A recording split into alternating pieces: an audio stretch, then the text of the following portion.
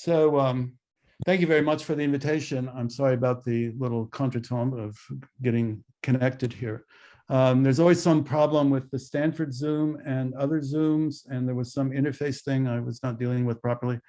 But anyway, this is a talk about QBism. I assume you all know what QBism is, and I call it realism about what, for reasons that I hope you'll see in a minute. So let's begin. And essentially, if you take nothing else away from the talk, we can begin just by remembering this one slide where we have Bohr and Wheeler and Chris Fuchs.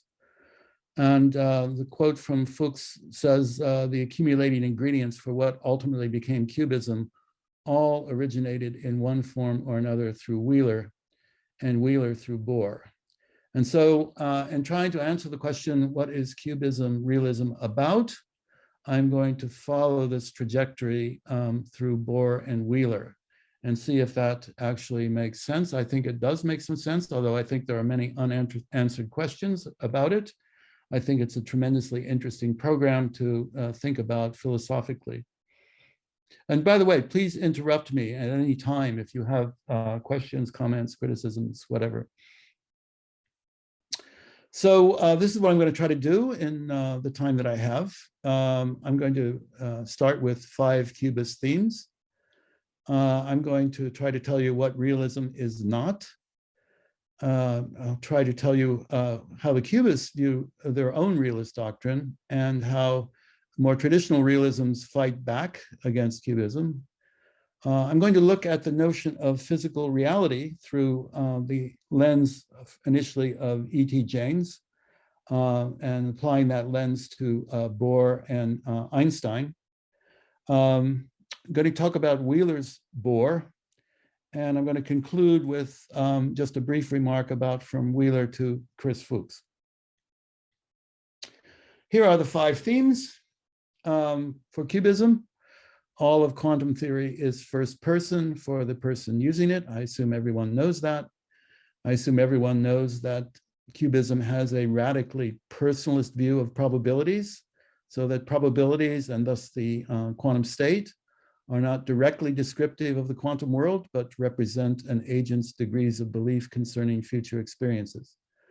That quantum measurement outcomes just are personal experiences for the agent gambling upon them. And gambling, of course, is here something done in accordance with Born's rule, a normative rule, according to QBism.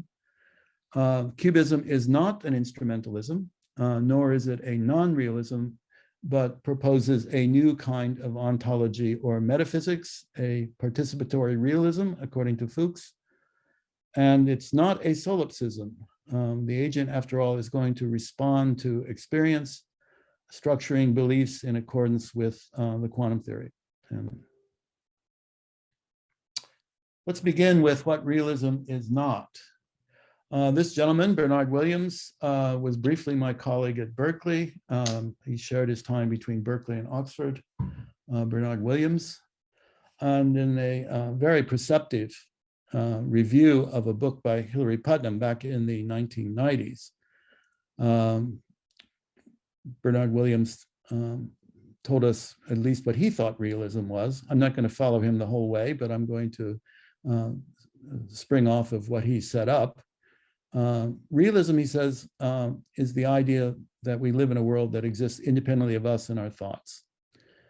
So what is this idea of realism, that this side of insanity we all share? And I want to work on this side of insanity, not the insane side. Well, the insane side is a metaphysical realism. It's the view that we can conceive of the world in some way quite independent of our own theories and the terms in which we describe the world, and that we can sensibly inquire whether our descriptions correspond to the way the world really is, the way it was before we got to it. And so the presupposition of metaphysical realism is that somehow, because we can sensibly inquire, we can ascertain whether our descriptions accurately fit the world. But of course, the world does not describe itself. It's impossible to directly compare our descriptions to a mind-independent reality. And so what are we to make of the idea of truth as a correspondence of our beliefs or descriptions or representations or theories with the way the world really is, since we cannot directly compare our descriptions to a mind-independent reality, to a world that doesn't describe itself? And so without metaphysical realism, which I would put on the other side of the insanity divide, what is the meaningful idea of realism under dispute? One possibility, of course, is a scientific realism that allows for the possibility, according to Stathis, of a divergence between what there is in the world and what is issued as existing by a suitable set of conceptualizations and epistemic conditions. I'm not going to follow that possibility because, as I just tried to tell you, I can't make sense, and I think a lot of other people share this view, of any kind of notion of correspondence between descriptions or representations and the way the world really is. Another possibility, and I'm not saying this is an exhaustive list at all, is what Fuchs calls QBism as an example of a variety of realism far too often left out of philosophy of science discussions. So now let's look at cubist realism and the way the traditional realists have fought back. Well, cubism combines these seemingly orthogonal philosophical views, the epistemic primacy of first-person experience, all the way down, so that quantum theory is essentially a user's manual for dealing with quantum experience, that is, observations and measurements. And realism, in the first sense, is that of attempting to make statements about how the world is, what the stuff of the world is, according to Fuchs in various statements. QBism is going to try to bundle 1 and 2 together into a view that Fuchs has called participatory realism. And I'll try to give you a brief account of what that is from its genesis through John Wheeler and Niels Bohr. Well, what is QBist realist about? Well, for one thing, or two things, the Born rule and the Schrödinger equation. These are not mind-independent laws, as realism 0, that would be metaphysical realism, but normative structural rules. These are realistic statements because the normative, the should follow upon the factual is. Since these are rules or equations for tracking some features of reality, that is to say, the Born rule or the Schrödinger equation are statements, quoting Fuchs, striving to be statements about reality independent of a particular agent. Striving to be, not as statements about a reality independent of a particular agent. There's a difference there. One has to do with aim, one has to do with actuality. And QBists are realists about the various structural theorems of quantum mechanics, these no-go results, whose collective message, according to QBism, is that pre-established values of physical quantities do not exist, but, as they say, using Heisenberg, measurement makes its answer on the fly. Now, the realist critics, including Harvey Brown and Chris Timpson, John Ehrman, Matthew Pusey, et cetera, are unable to locate QBism on the customary spectrum of possible realist views of physical theory. And so they tar QBism with either an instrumentalist or an anti-realist or even a solipsistic brush. And here's a quote from Harvey from a paper in 2017. QBism, in the words of David Merman, a convert to QBism, maintains that scientific pictures of the world rest on the private experiences of individual scientists, and each of us has a view of the world that rests entirely on our private personal experience. Harvey's gloss on this is that it seems that the basis of a variant of Berkeleyan idealism suffuses QBism, which Harvey says is admittedly a provocative claim. Well, indeed it is. To try to get through the fog of what QBism might mean by realism, I'm going to start with E.T. James, because Fuchs often quotes E.T. James's metaphor that Bohr and Copenhagen had scrambled together the objective and subjective parts of quantum theory into an omelet. And so to the foundational worker and to the philosopher, there's a primary need to unscramble the omelet to separate the objective and the subjective factors. And James comments on this, that far too much of the controversy over realism fails to see that both concepts, reality and knowledge of reality, both are essential to scientific practice when it matters, but it's also essential to distinguish them. And this problem is massively compounded when the term physical reality is used in both this ontological and epistemological sense to mean very different things. So what about Bohr on physical reality? According to Bohr, as many of you know, an objective account of physical experience is to include both experimental arrangements and the results of observations under these conditions are to be expressed in unambiguous language with suitable application of the terminology of classical physics, quoting chapter and verse. And then in a very interesting postscriptum to this discussions with Einstein paper that was never published, it was supposed to be published in a reprint of that discussions with Einstein's paper. In the volume, I think it's called Quantum Theory and, well, I've forgotten the title of the volume, but it came out in the 50s, late 50s.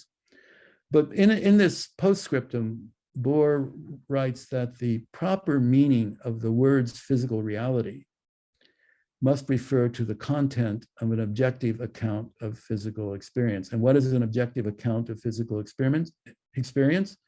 It's that both experimental arrangements and results of observations under these conditions are expressed in unambiguous language with suitable application, blah, blah, blah.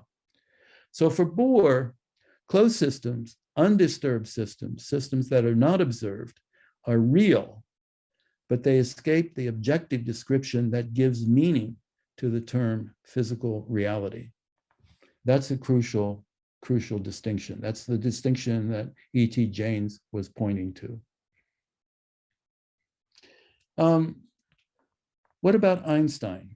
Well, I think that we can say, as we will see in a minute, that Bohr was in many ways sharpening his philosophical tools against the grind of Einstein. And Einstein is also important for the views of Chris Fuchs. In a passage from On Participatory Realism, Fuchs says, "Here's the way I view my own realism. It can be taken straight from the playbook of Albert Einstein." And here, there's a long quote. Some of you may be familiar with this quote from Einstein's reply to criticisms in the Schilp volume. I don't need to read it all here. I will just start about halfway down, where it says the above mentioned objective factor, and Einstein's talking about the need to separate the subjective perceptions from the objective factor of concepts. The above mentioned objective factor is the totality of such concepts and conceptual relations as are thought of as independent of experience, of perceptions. So long as we move within the thus programmatically fixed sphere of thought, we are thinking physically, insofar as physical thinking justifies itself by its ability to grasp experiences intellectually, we regard it as knowledge of the real.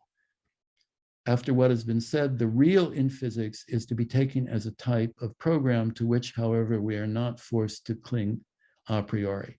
So here Einstein is distinguishing the real from knowledge of the real. Knowledge of the real is what is grasped by the conceptual organization of our perceptions. Let's turn to John Wheeler's Niels Bohr. And of course, Wheeler is known for the mantra, no elementary phenomena is a phenomenon until it is a registered phenomenon.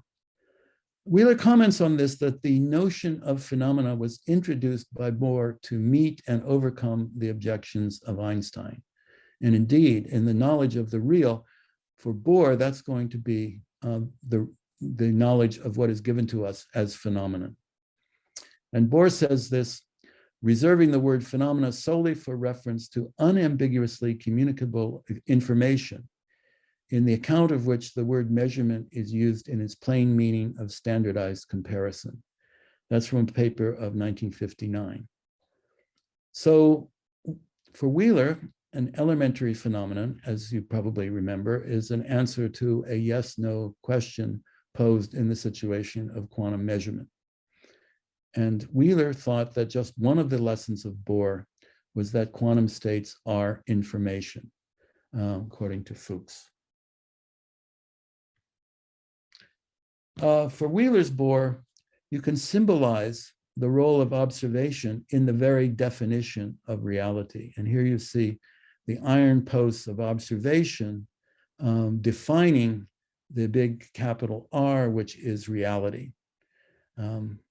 Wheeler says in a paper from 1977, he says this in many other places, the results of observations and experiments regarding what we can communicate to others in plain language, what we have done and what we have learned, quoting Bohr, serve as the iron posts of reality. All else is papier-mâché, plastered in between them.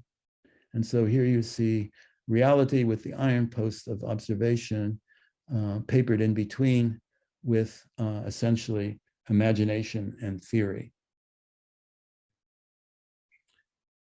This famous diagram is a symbolic representation of the universe as a self-excited circuit or system brought into being by self-reference. This is an image that many people think drove Wheeler over the edge of sanity into complete solipsism. I think that's wrong. I think all he's doing is trying to gloss Niels Bohr. What Wheeler says is no consciousness, no communicating community to establish meaning, then no world. And here we have essentially the equivalence of the notion of world and physical reality. Physical reality or world is that part of reality invested with meaning or information. Oh, of course, this raises the question of what did Wheeler mean by meaning? And here Wheeler turned to a quote from a paper of Dagfinn Folsdal of the University of Oslo from 1974. But Dagfinn was also my colleague here at Stanford for many years. He's now emeritus, where Dagfinn says that meaning is the joint product of all the evidence that is available to those who communicate. So if you think about evidence and observation and communicate and unambiguous communication in the language of Niels Bohr as language that refers to what we observe and tell people what we do when we make experiments and communicate that in the language that includes classical physics, that's what we mean by meaning. And Wheeler, interestingly enough, I've counted by my count at least 7 papers in which this passage is repeated. This quote from Folsdal that meaning is the joint product of all the evidence that is available to those who communicate. For Wheeler, what we call reality, that vision of the universe that is so vivid in our minds, we plaster in between a few iron posts of observation by an elaborate labor of imagination and theory. So again, I want to insist on this equivalence of reality and physical reality. Physical reality is just that part of reality invested with meaning by observation, imagination, and theory. And I think you will see the resonance of that with the term physical reality as used by both Bohr and by Einstein. This is my last slide, so there'll be time, hopefully, for criticisms and comments. From Wheeler to Fuchs. This is a passage from On Participatory Realism. One thing that is absolutely clear in Wheeler's writings is that the last thing he was pursuing was an instrumentalist understanding of quantum theory. He thought that quantum theory was the deepest statement on nature and reality ever discovered by physics. Thus, he would play little dialogues with himself, like this one. The strange necessity of the quantum as we see it everywhere should have a way to come into being. If true, and it is attractive, it should provide someday a means to derive quantum mechanics from the requirement that the universe must have a way to come into being. Now, I think that if you look at the history of where Wheeler was talking about this in the 70s and 80s, he's very much influenced by discussions coming out of Cambridge about the anthropic principle. The idea that we can only explain what we observe in the initial conditions giving rise to the cosmic microwave background. We can only explain such initial conditions by some sort of anthropic process or some sort of anthropic postulate, because otherwise those initial conditions are so unbelievably rare that we would have to basically just say that it was an inexplicable coincidence. So this notion that I think that is guiding participatory realism is a Wheelerian notion. It has these Bohrian antecedents. I think it has also some part of an antecedent in Einstein's notion of physical reality, that the universe comes into being as that part of reality invested with meaning or information. And of course, for Wheeler, that information was just the answers to yes and no questions. So with that, I will stop, and let's see if I can put you. Let's stop that and go back. Yeah.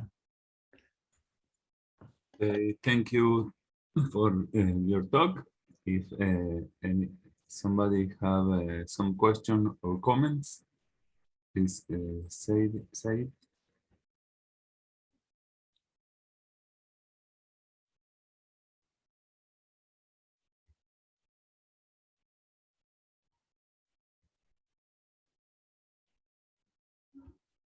No? Well, I think that, yeah, but Olympia also is asking, I think, but she's sending, I don't know if for everyone. Yeah, okay. But I was also trying to First make a question. Yeah. Yes, we were. First I you. don't know. Yeah. Hi, Olympia. There is a question from Christian Lopez too. Okay. First, Yo creo que está primero Federico, first Federico, then me, and then Christian. And we were But because somehow, I don't know why, we were just putting cues between Olympia and me, as it was really ridiculous. No, mine was just a simple observation or question, which is, what do you think about this? When Chris Fuchs said, I don't know, a couple of years ago in Baku, that the QBism interpretation was about some form of realism, I was really astonished. I couldn't believe it. But my impression, I think that I understand where he wants to go. But my impression is that you could replace QBism, but some more elaborated philosophical tradition like phenomenology or something like that. And you could just erase all of that and just read the right books in philosophy, and you will obtain something much more elaborated and interesting with its own problems, of course. But what would be your take on that observation? Well, of course, that's what people like Michel Bitbol and Harold Wiltje and other people are trying to do just now. And I think there's much merit in that. I think that one can understand QBism in a parallel way. And I don't think that's in any way antagonistic to phenomenological interpretations of QBism. But I think it's deeply rooted in a tradition in physical theory. It actually goes back, I think, to Heinrich Hertz and Boltzmann, but it's certainly present in Einstein, I think, and in Bohr, in dialogue with Einstein and in opposition to Einstein, where we recover this notion of physical reality as what we can say about the world, what we can communicate about the world, what we symbolize the world, our descriptions, our representations, and everything else. And that's a perfectly good notion of realism. Does it actually correspond to the way the world really is? Well, then we can say, well, that question doesn't really make any sense. And I think that's how the realism controversy should be ended. So yes, it's very puzzling to call it a realism, but certainly for Einstein, and I think even for Bohr. I mean, Bohr says somewhere that the question about the reality of the external world is simply not interesting. It's something that philosophers think about, but it's just totally obvious. Of course, the external world is real. Thanks.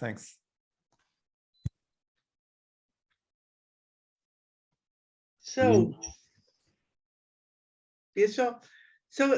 thank you, Thomas. This is very interesting because the question of realism in quantum mechanics is very basic. My sense is that, well, I mean, I agree, absolutely agree that reality cannot be described from the God eyes viewpoint. So you access reality from a conceptual scheme, and that conceptual scheme is embodied in your language. So your description, and this is realism. I mean, I'm not saying that this is not realism, because you accept that there is a reality there outside your language.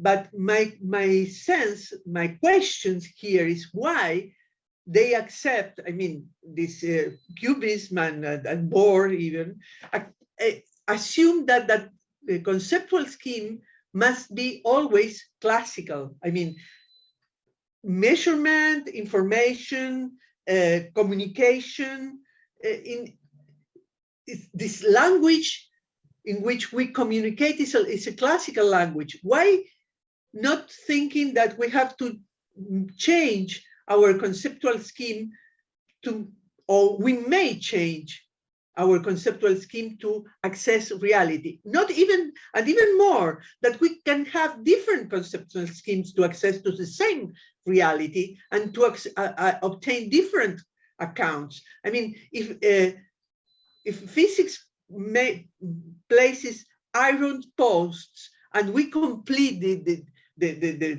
figure, the picture, I mean, there are many pictures that we can make with the same iron posts.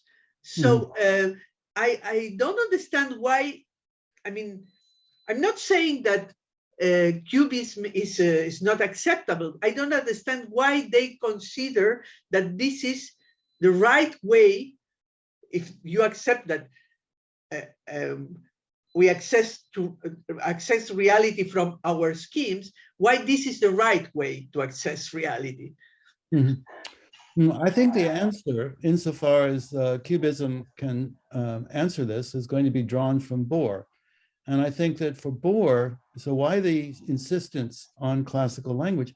It's because of what he means by unambiguous communication. If we have different conceptual schemes, we don't communicate. And the thing is, why is unambiguous communication so important? It's because that's how objectivity is defined, when we can communicate what we have done in the lab and what we have drawn from that. And if classical language is, for Bohr, essential to that, it's very much like the idea that, in some sense, all of our evidence of the outside world has got to be, the outside world is everything impinging on our sensory apparatus, has got to be expressed in terms of what Husserl called the natural attitude, the language of everyday life. It's very similar in its relation to that. And for Bohr, the concepts of classical mechanics were very close to the concepts of everyday life. And of course, he showed that they have to be restricted in their application to quantum mechanics. So basically, my answer to you, Olivia, is simply that we have this notion of unambiguous communication, which fuels the notion of objectivity. And the unambiguous communication is, for Bohr, rooted in the ordinary language that we use, supplemented with the language of classical mechanics. Okay. Oh, thank you. Christian Lopez. Okay, thank you very much, Thomas, for the talk. It was really interesting. My first question was quite related to Federico, so I now have to change it. So let me take something that you said in your reply to Olympia, when you said that there is some sense in QBism that refers to objectivity. And now I was wondering if any notion of objectivity is not in tension with taking too seriously the idea of first-person experiences. I mean, if I got you right, you said that for QBism, one of the main tenets is that, well, the first person experience plays a crucial role in our understanding of the world. But how can I guarantee that different persons having different first-person experiences can correlate their experience in some way that we can recover some idea of objectivity? I'm thinking, I mean, in some sense, this looks like you know, the Leibnizian world, in which we have the monads with their own representation. But to guarantee that they are having the same representation, you need an additional principle that correlate. And so my question is, there is something like that in QBism that guarantee the... Well, actually, that's a really good question. And it goes to a very deep and interesting problem. If you are, for example, really honest as an epistemologist, you're going to have to admit something like the idea that it's my experience that is the most primitive experience that I have of the world. I mean, everything that I know is ultimately, you know, what impinges on my sensory apparatus, right?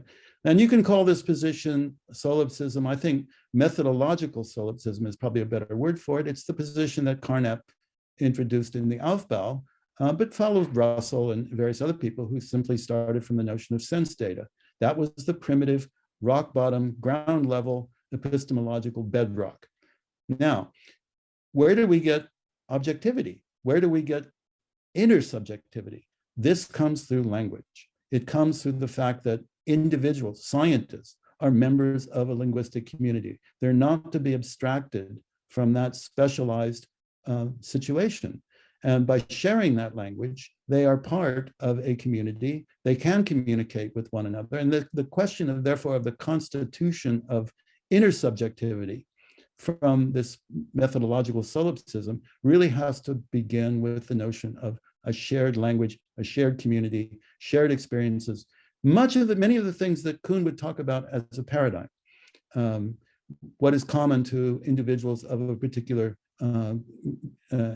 area of inquiry, something like that. So I think that's right. I think that Husserl, in his phenomenology, actually makes that move himself because he is a radical first-person idea epistemologist, that phenomena are individual to people first and foremost, but the constitution of intersubjectivity comes through shared experience and shared language. The shared experience, of course, is experience that is communicable in language. It's not, you know, your experience is my experience and we differ about the taste of pineapple or something like that, as Locke would say. No, we have a language in which we can communicate about it. And I think that that notion of language, common experience, rooted in common activities and common upbringings, common training, et cetera, that is absolutely crucial for how we get out of the solipsistic paradox that, you know, we're not Leibnizian monads. Hey, thanks. Olympia. Yes, just to, now I understand better. I mean, language is a fact. I mean, it's a, assumption, but not the fact, not only the fact that there is a language, but that there is this language. This is the point. I mean, this kind of language, was my point about classicality. I mean, this kind of language is something that must be taken as a fact. And well, and perhaps philosophically, we need to find an explanation why this language is in this way for everybody, and perhaps just for evolution or blah, blah. But I mean, not only, I mean, the presupposition is not only that there is a language in which we can communicate our experiences, but that language is this one we have. I mean, and that this language is the same for everybody in all cultures, all times, and it is this kind of a condition of possibility for experience. Yes, Okay, exactly. This language in particular. Thank you. No, that's exactly right, I think.